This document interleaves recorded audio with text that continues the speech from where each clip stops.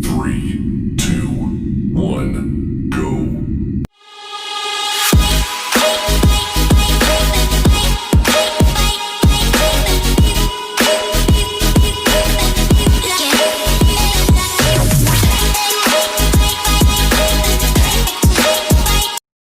Assalamualaikum warahmatullahi wabarakatuh. Kita pergi pada aplikasi Falsafah Sejahtera Manusia dari konteks pengenalan. Apakah itu kesejahteraan? Konsep kesejahteraan melalui Fabrika dan David pada tahun 2010 menyatakan konsep kesejahteraan adalah proses dinamik yang memberi nilai kepada orang tentang bagaimana kehidupan berkembang, tidak kira bagaimana kehidupan bertambah baik dan sebaliknya. Walaupun mempunyai dimensi yang berbeza, secara tradisionalnya diukur oleh petunjuk ekonomi tahap pendapatan. Konsep ini dibahas oleh beberapa ilmuwan juga, antaranya ialah Rabobank pada tahun 2011. Walau bagaimanapun, ketepatan pendapatan sebagai ukuran kebahagiaan adalah masalah. Ini membawa kepada pertimbangan langkah-langkah lain ketika menilai kesejahteraan sosial, iaitu kesejahteraan hidup subjektif yang harus mempertimbangkan perasaan dan pengalaman sebenar dalam pengukurannya. Dalam masa yang sama, Frey dan Schruzer juga pernah menyatakan bahawa individu adalah hakim terbaik untuk menilai kebahagiaan mereka sendiri dan penilaian dilakukan dengan bertanya secara langsung mengenai kebahagiaan mereka. Secara umumnya, makna kesejahteraan atau sejahtera dapat memiliki 4 erti, iaitu kemakmuran merujuk kepada keadaan hidup manusia yang baik di mana masyarakat dapat maju, sihat dan sejahtera. Dari segi ekonomi, kesejahteraan dihubungkan dalam pemolehan sesuatu, seperti istilah fungsi kesejahteraan sosial. Kemakmuran mempunyai makna rasmi atau teknikal tertentu. Dalam dasar sosial, kesejahteraan sosial merujuk kepada ruang lingkup perkhidmatan yang memenuhi keperluan sosial. Ini adalah istilah yang digunakan dalam konsep negara kaya. Di Amerika Syarikat, kemakmuran merujuk kepada wang yang dibayar oleh pemerintah kepada orang-orang yang memerlukan bantuan kewangan yang tidak mempunyai pekerjaan atau pendapatan yang tidak memenuhi syarat dasar dan tidak mencukupi. Amaun yang dibayar biasanya jauh di bawah garis kemiskinan dan juga mempunyai keadaan khas seperti bukti mencari pekerjaan atau keadaan lain, seperti ketidakupayaan atau perniagaan sukarela untuk anak yang menghalangnya bekerja. Beberapa penerima dana khas bahkan perlu bekerja, yang disebut faedah kerja. Assalamualaikum warahmatullahi taala wabarakatuh. Nama saya Muhammad Rizwan bin Ahmad Husin. Nomor metrik saya B0620101110. Saya akan membentangkan tentang keadilan ekonomi. Maksud keadilan ialah kata serapan dari bahasa Arab, yaitu adilun, yang kemudian digunakan dalam bahasa Indonesia maupun bahasa daerah. Selain itu, adil adalah lawan daripada zalim, yang mana zalim sendiri secara etimologi menurut kitab Makayis Al-Lughat yang berarti gelap ataupun aniaya dan menempatkan sesuatu bukan pada tempatnya. Keadilan juga adalah seorang yang mendapat hasil setimpal daripada perlakuan mereka. Selain itu, keadilan juga adalah satu piawai yang penting dalam penilaian moral. Dan apabila konsep keadilan ini dipegang oleh seseorang individu, maka individu tersebut akan sentiasa berfikir secara rasional dalam apa jua keadaan.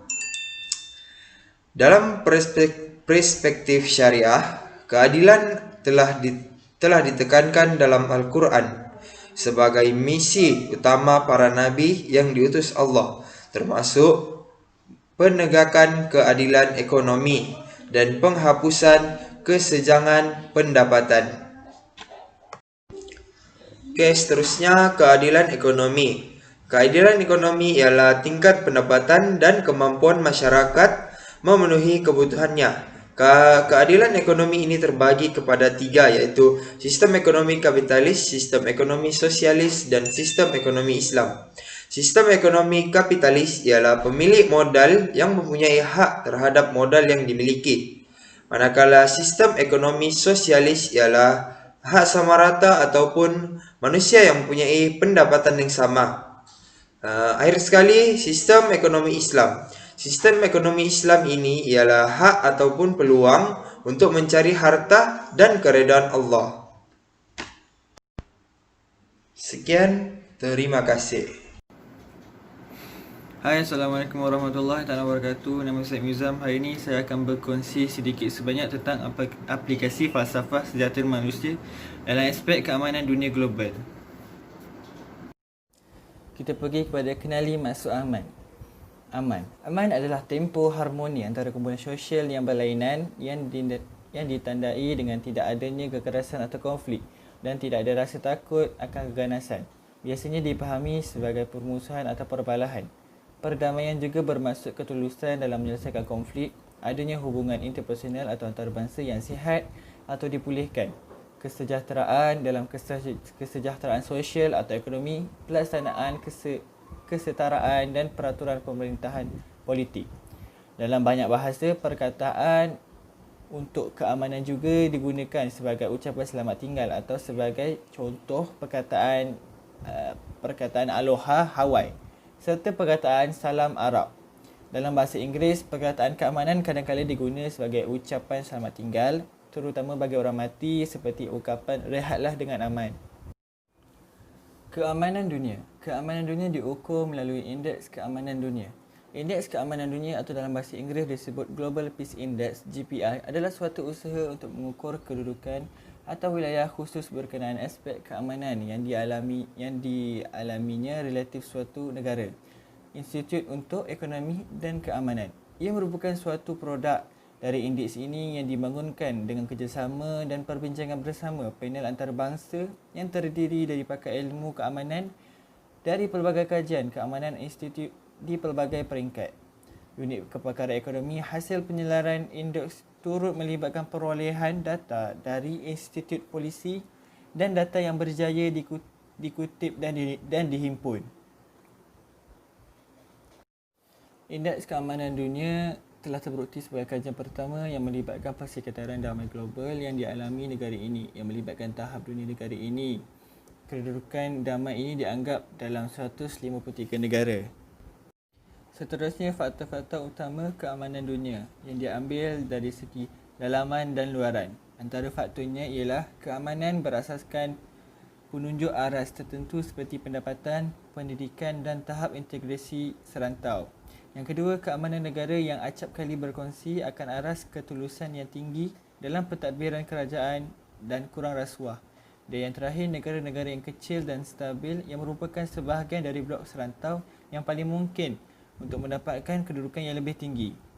Analisis statik yang telah digunakan untuk mendedahkan masalah keselamatan pemanduan yang lebih saintifik, khususnya indikator yang dikaji oleh pasukan penyelidikan merangkumi atau mengecualikan indikator yang sangat berkorelasi dengan skor dan status keseluruhan negara. Di antara petunjuk statistik penting yang tidak digunakan dalam analisis termasuk fungsi pemerintah negara, integrasi wilayah, permusuhan terhadap orang asing, pentingnya agama dalam kehidupan, korupsi, keterbukaan media dan PDB per kapita.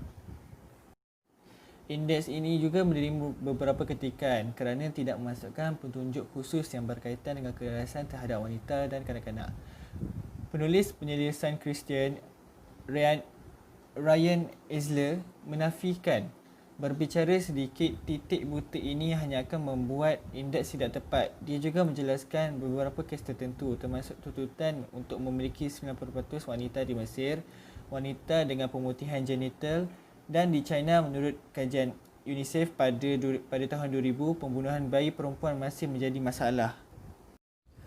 Disebabkan itu, kita lihat pada latar belakang Indeks Keamanan Global, di mana indeks ini adalah edisi yang ke-13.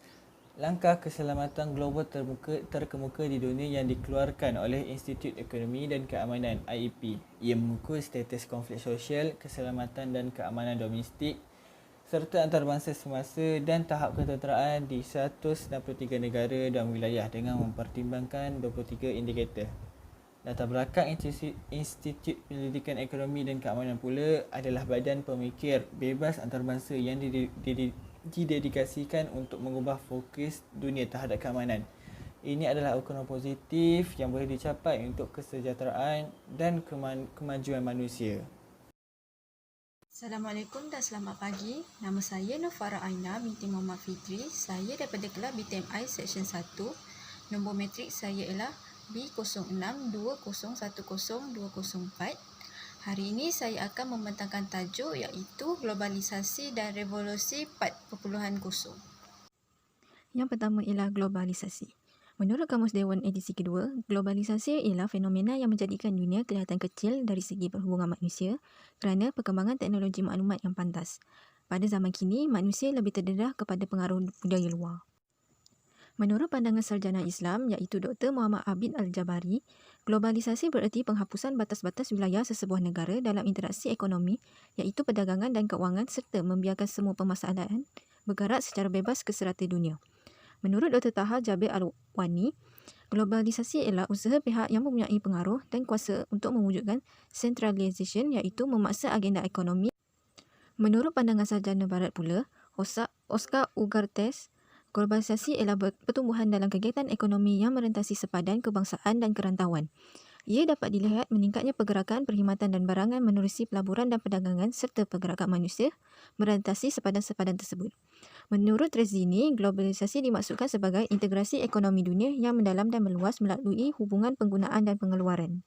Ciri-ciri globalisasi. Yang pertama ialah bersifat tanpa batasan.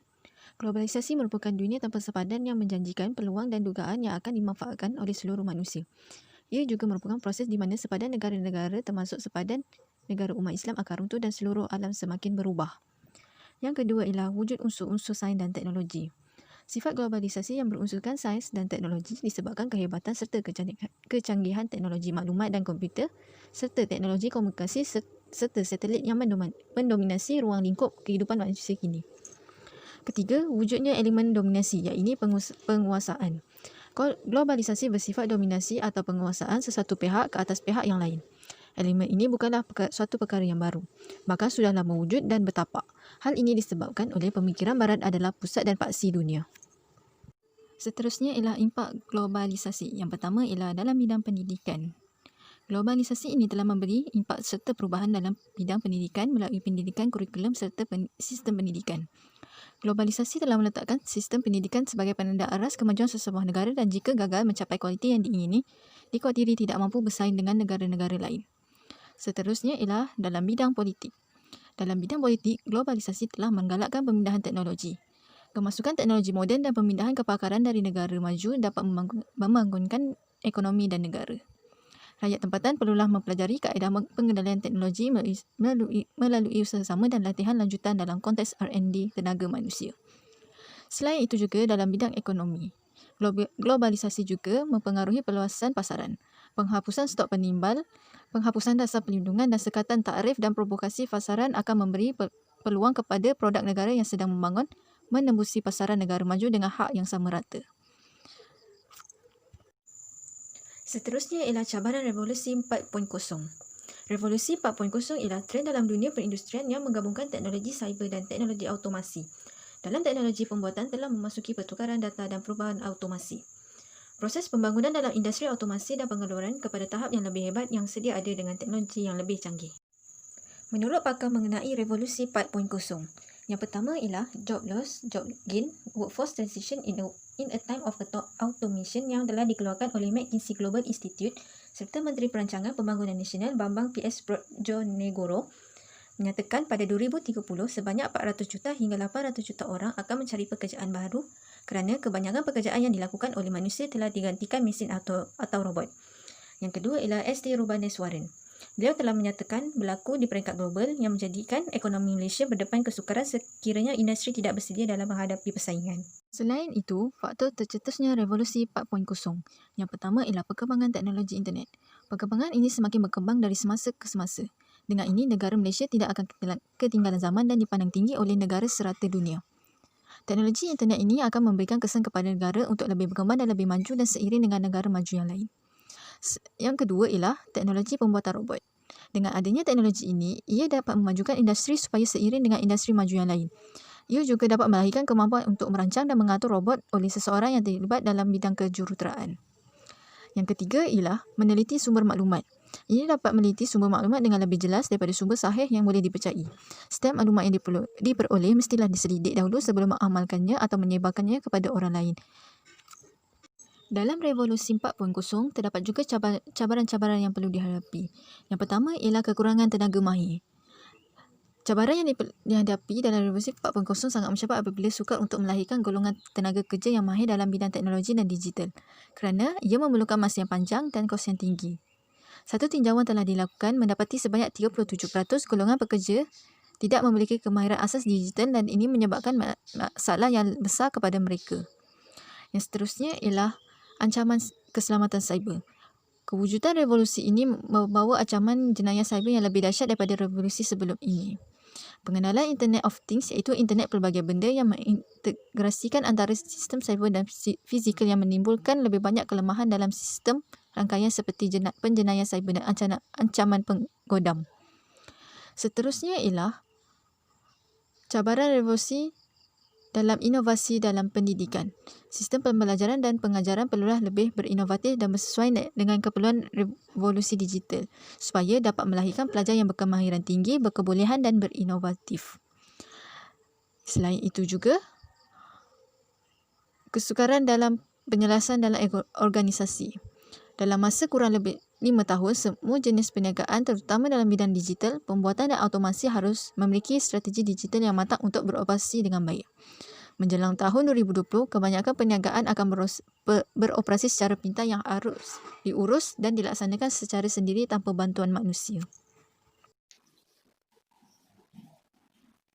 Revolusi 5.0 boleh didefinisikan ialah penyelesaian cabaran dan masalah rakyat atau penduduk dengan menggunakan dan menerapkan teknologi revolusi industri keempat yang menggabungkan persekitaran fizikal dan digital. Lebih khusus lagi, revolusi 5.0 adalah masyarakat yang dapat menguasai kehidupan alat maya dan alat fizikal seperti kecerdasan buatan itu AI, internet untuk segala, blok rantai dan data besar dan kewangan digital. Alat-alat maya ini dalam hidupan harian untuk memudahkan manusia meningkatkan cara hidup.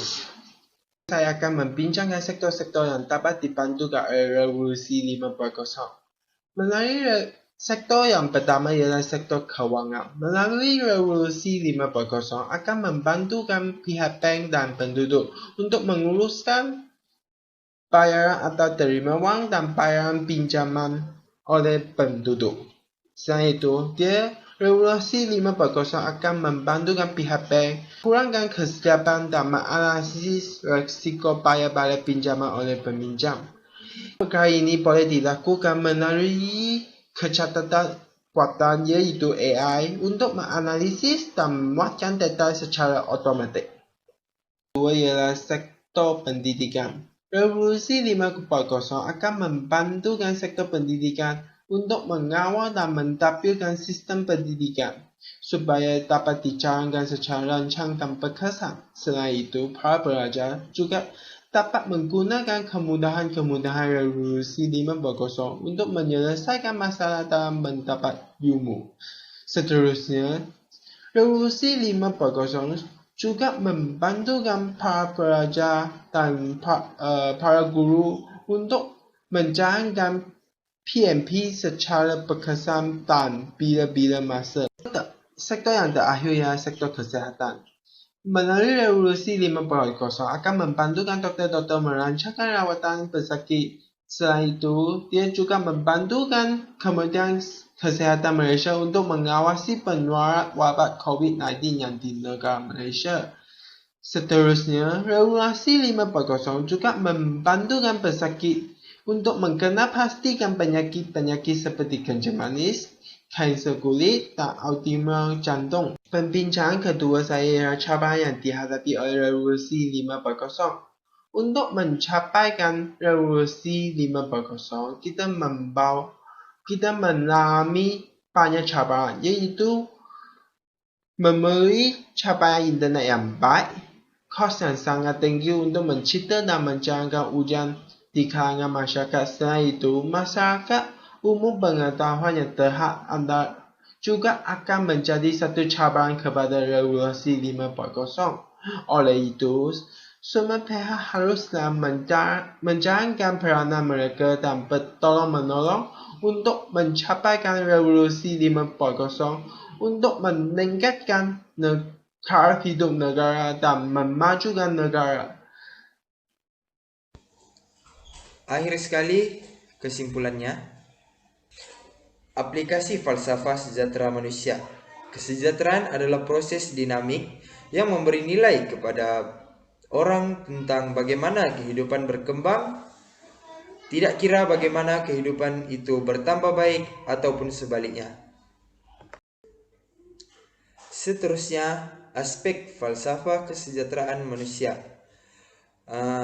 Aspek falsafah kesejahteraan manusia ini terbagi kepada 3, yaitu keadilan ekonomi, keamanan dunia global, dan globalisasi. Manakala globalisasi pula terbagi kepada 2, yaitu revolusi 4.0 dan revolusi 5.0. Oleh itu, aplikasi kesejahteraan manusia adalah faktor penting tentang bagaimana kesejahteraan hidup itu dicapai, walaupun ianya bersifat subjektif yang harus mempertimbangkan perasaan dan pengalaman sebenar untuk mencapainya. Sebelum saya mengakhiri pembentaran saya, sukalah saya memberi sedikit penghargaan kepada Dr. Mahdi. Di sini saya wakil kumpulan 12 ingin merakamkan penghargaan dan terima kasih kepada Dr. Mahdi selaku pensyarah kami kerana telah banyak memberi tunjuk ajar dan bimbingan sehingga tugasan ini berjaya kami laksanakan. Kesabaran Dr. Mahdi memberikan tunjuk ajar amat saya hargai.